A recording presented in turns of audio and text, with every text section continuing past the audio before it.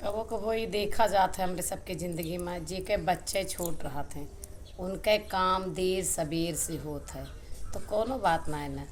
सुबह के बर्तन शाम के धुला जाता है, शाम के बर्तन सुबह धुला जाता है। झाड़ू पोछा चौका चूल्हा घर का देर से होता है। कोनो बात ना है। कमरा पूरा दिन बिखरा पड़ा रहता है, बेड पूरा दिन इधर उधर भा है, घर अस्त व्यस्त है, खाना पीना का रूटीन चेंज है। कभो कभो तो यह होता है कि प्रॉपर खाना मतलब सारा खाना ना बन पावता है, थोड़े मोड़े में गुजारा होता है।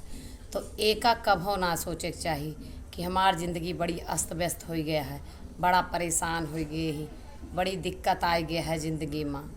अरे अपने पर गर्व करे के समय आए कि हम यह समय अपने बच्चे का पालत ही, एक इंसान बड़ा करत ही, कोनो घर ना बनावत ही कि जो ना है 2-4 महीने में बन जाए। एक बच्चा बड़ा करे में सालों लग जाता है।